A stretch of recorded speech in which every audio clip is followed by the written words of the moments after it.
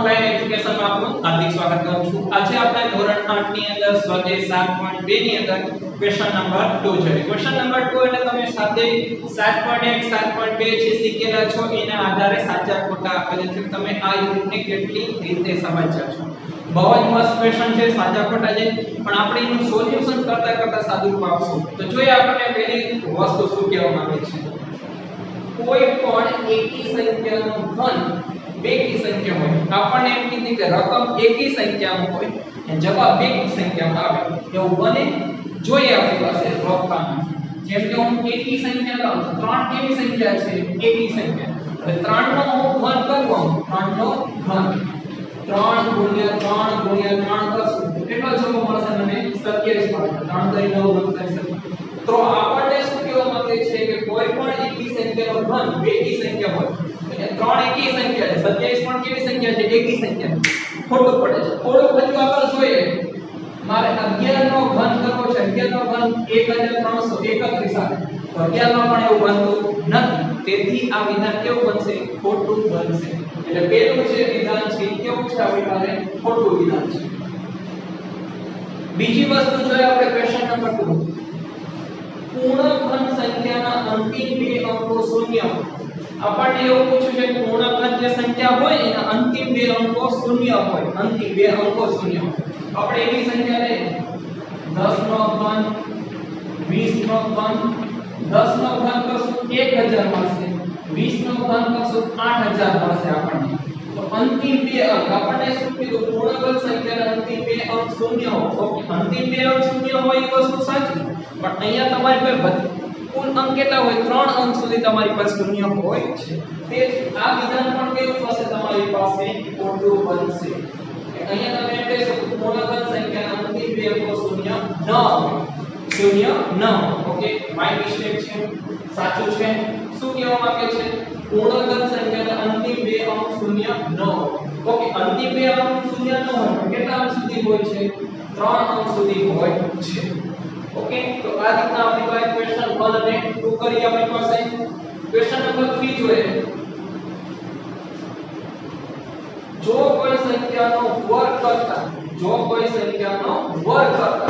એકમનો 5 આવે તો ઘન કરતા મળતી સંખ્યાના છેલ્લા બે અંક 25 આવે। તો અહીંયા આપણે સમજવું, જો કોઈ સંખ્યાનો વર્ગ કરતા એકમનો 5 આવે, જેમ કે આપણી પાસે એકમનો 5 હોય એવી સંખ્યાનો વર્ગ કરીએ, 15 નો વર્ગ કરવો છે, કેટલો મળશે? 225। હવે શું કીધું છે? જો કોઈ સંખ્યાનો વર્ગ કરતા એકમનો 5 આવે તો ઘન કરતા મળતી સંખ્યાના છેલ્લા બે અંક 25 આવે। આ 15 નો વર્ગ કરીએ છે તો શું જવાબ મળે છે? 225। તો ઘનમાં આપણી પાસે 25 થાય છે કે નથી થતું? 15 નો ઘન કરો, 15 નો ઘનનો જવાબ છે 3375। શું જવાબ છે? 3375। તો અહીંયા તમને શું કહેવા માંગે છે આ વિધાન? જો કોઈ સંખ્યાનો વર્ગ કરતા એકમનો 5 આવે તો ઘન કરતા મળતી સંખ્યાના છેલ્લા બે અંક 25 આવે, તો બનતું નથી। ઓકે, તો આ શું આવશે વિધાન? ખોટું। એવી રીતે આગળ જોઈએ ચોથી સંખ્યા। એવી કોઈ પૂર્ણ સંખ્યા ન મળે કે જેનો એકમનો અંક 8 હોય। તો તમે 1 થી 10 ના ઘન કરો ના, 1 નો ઘન 1, 2 નો ઘન 8, 3 નો ઘન 27, 4 નો ઘન 16, 5 નો ઘન 125, 6 નો ઘન 216, 7 નો ઘન 343, 8 નો ઘન 512, 9 નો ઘન 729 અને 10 નો ઘન 1000। ઓકે, તો આ વિધાન આપણે જોઈએ એવી કોઈ પૂર્ણ ઘન સંખ્યા ન મળે જેના એકમનો અંક 8 હોય, એકમનો અંક 8 હોય એવી કોઈ પૂર્ણ ઘન સંખ્યા બનતી નથી, તેથી આ વિધાન પણ કેવું બનશે? તમારું ખોટું। શું કહે છે? બે અંકો વાળી સંખ્યાનો ઘન કરતા મળતી સંખ્યા 3 અંકની પણ હોઈ શકે। 2 અંકની મોટામાં મોટી સંખ્યા જો મોટામાં મોટી સંખ્યા 99 છે એનો ઘન કરીએ, નાનામાં નાની સંખ્યા 1000 છે, તો આપણને કીધું 2 અંકની સંખ્યાનો ઘન કરતા 2 અંકની સંખ્યા છે તમારી પાસે 10, એનો ઘન કરો 1000 મળે છે। 1000 માં અંકોની સંખ્યા કેટલી છે? 4, 1 2 3 4, અને 99 નો ઘન કરું છું કેટલા સ્ટેપમાં જવાબ આવે છે 2 2 4 અને 2 6 તો આપણો જે કીધું કે બે અંકોની સંખ્યાનો ઘન કરતા વધતી સંખ્યાનો અંક 3 અંકમાં પણ હોઈ શકે 3 અંકમાં પણ જવાબ આવી શકે તો નાની સંખ્યા અને મોટી સંખ્યાનો ચેક કર્યો જવાબ તો 3 અંકમાં જવાબ આવતો નથી તેથી વિધાન કેવું પડશે ખોટું પડશે પછી આપણી પાસે જોઈએ શું કહેવા માંગે છે બે અંકો વાળી સંખ્યાનો ઘન કરતા બે અંકો વાળી સંખ્યાનો ઘન કરતા જવાબ 7 કે તેથી વધુ અંકમાં પણ આવી શકે હવે બે અંકોની સંખ્યા પરિપાટી કેટલી હશે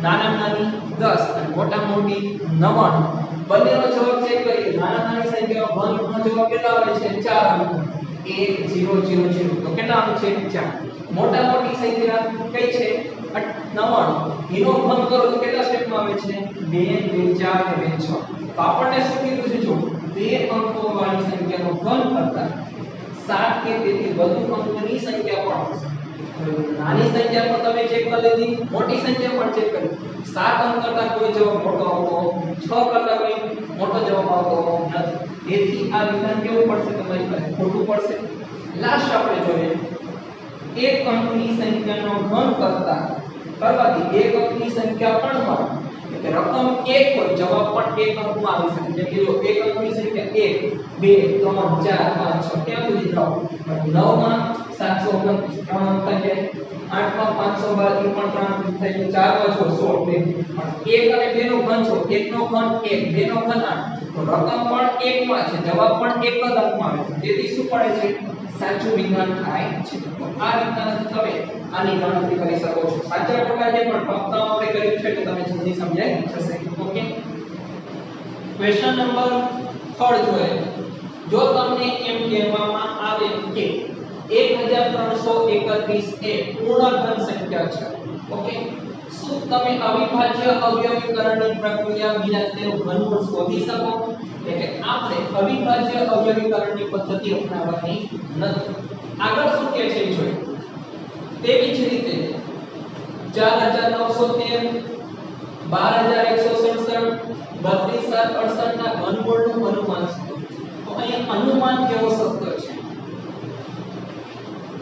જૂની ટેક્સ્ટ બુકમાં આની એક સ્વાધ્યાય આવતો કે અનુમાનની રીતના ઘનમૂળ શોધો અનુમાન આપણે ધારીએ છીએ શક્યતા રાખીએ છીએ કે આનો જવાબ આવો આવી શકે તો એને શું કહેવાય અનુમાન તો અહીંયા અનુમાનની એક રીત આવતી જૂની ટેક્સ્ટ બુકમાં તમારે ખાલી એક પ્રશ્નો આવે છે એ લોકોને આખો એક સ્વાધ્યાય બહુ મસ્ત છે તમને જ્યારે એમસીક્યુ ખાલી જગ્યા ખરા ખોટા પૂછે તો ત્યારે અવિભાજ્ય અવયવની રીતનો દાખલો ન કરાય ને અનુમાનની રીત તમારો દાખલો પણ હોય તમારે જવાબ જોઈએ પણ એના માટે બે વસ્તુ ખાસ યાદ રાખવી પડે શું બે વસ્તુ છે એ તમને સમજાવું પેલું છે ફર્સ્ટ કરવા માંગુ છું 1 થી 10 ના વર્ગ 1 થી 10 ના ઘન 1 નો ઘન કરીએ છે તો આપણો જવાબ મળે છે 1 2 નો ઘન કરીએ છે જવાબ મળશે તમને 8 3 નો ઘન કરીએ છે જવાબ મળશે 27 4 નો ઘન કરીએ છે 64 જવાબ મળશે 5 નો ઘન કરીએ છે જવાબ મળશે 125 એવી રીતના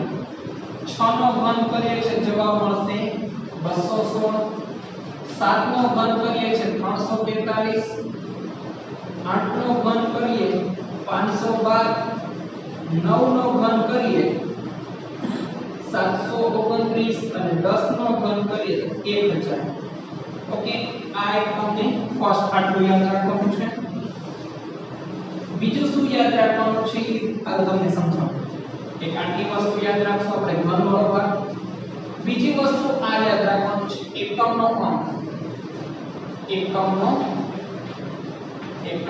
અંક એ તમે આ ઉપરથી પણ કહી શકો છો જે સંખ્યાનો એકમનો અંક 1 હશે એનો જવાબ 1 પછી 4 હશે તો 4 આવે 5 હશે 5 આવે 6 હશે 6 આવશે 9 હશે 9 હશે બે કે 2 3 7 અને 8 નો લીધા ઇન્ટરચેન્જ થાય છે જો 2 હશે ત્યાં 8 આવે 8 હશે ત્યાં 2 આવે 3 નું ઘન કરે 27 આવશે તો 27 એટલે એકમની અંક સંખ્યા કઈ છે 7 છે એની સામે શું આવે તો એકમનો અંક કયો આવે પહેલા કે એકમનો અંક કોનો ઘન કરવાથી તો જો જે સંખ્યાનો એકમનો 1 અથવા એની સ્ટાર્ટ કરો 0 1 4 5 6 અને 9 હશે તે સંખ્યાનો ઘન કરવાથી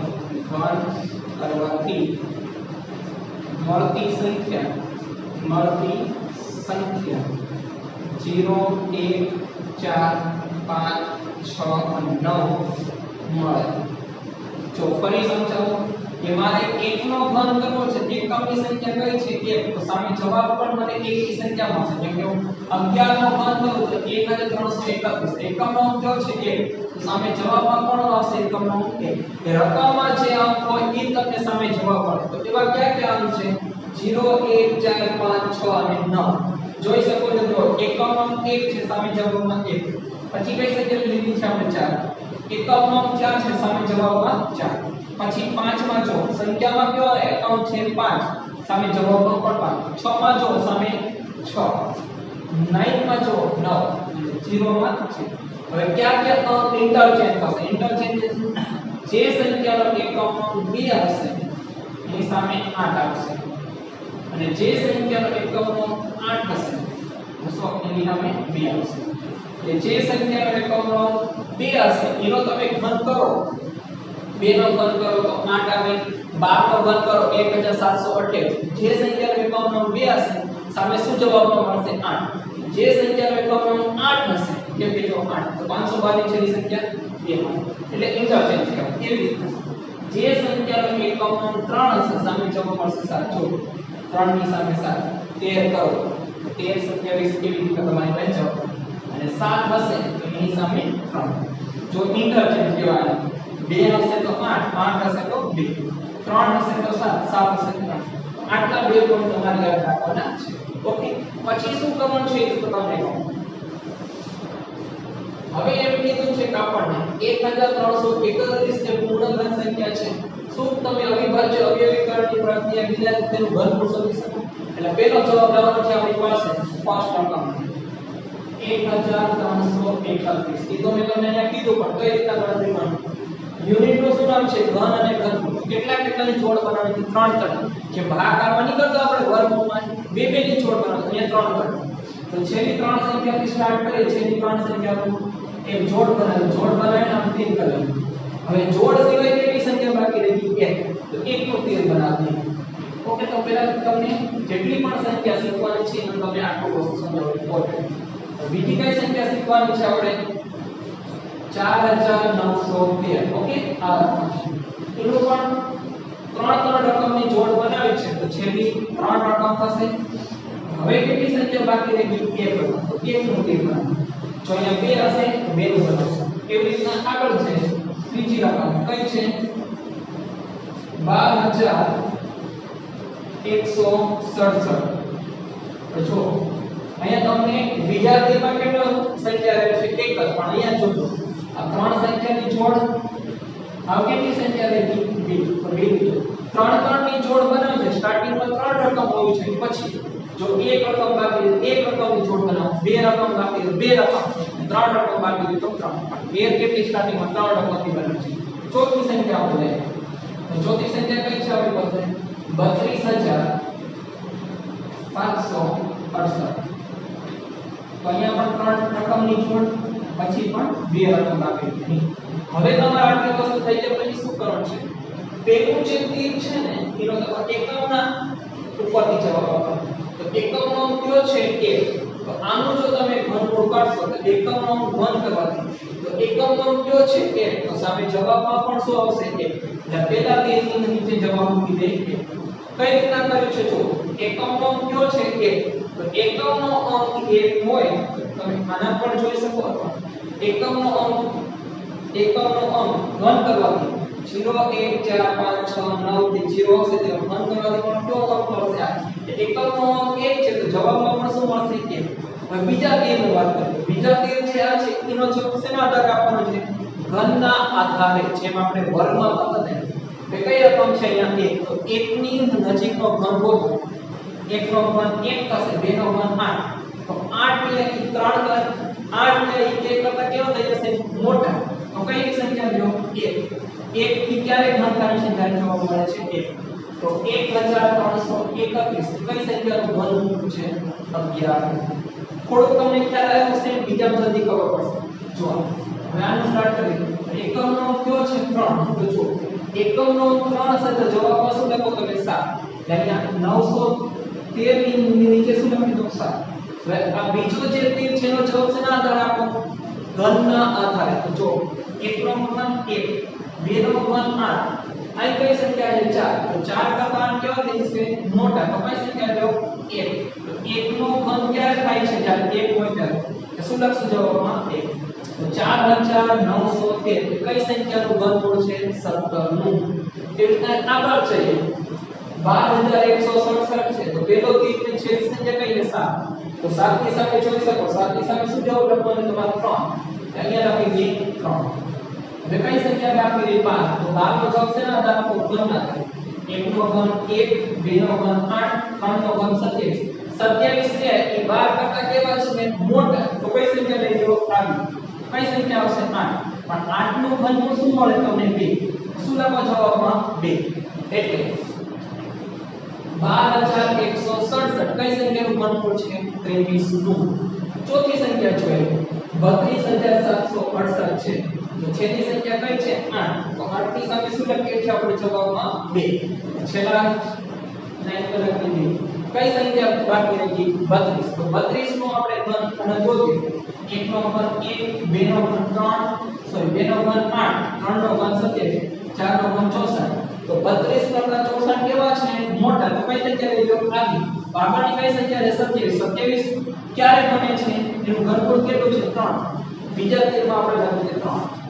તો 32768 નો ઘનમૂળ કાઢી તો કેટલો જવાબ મળશે થોડીક પ્રેક્ટિસ કરીએ જે આપણે 4 રકમ આપી હતી ત્યારે જાણું સોલ્યુશન કરી દીધું. થોડીક પ્રેક્ટિસ રાખે તમને આ સૌથી ઈઝી રીત છે.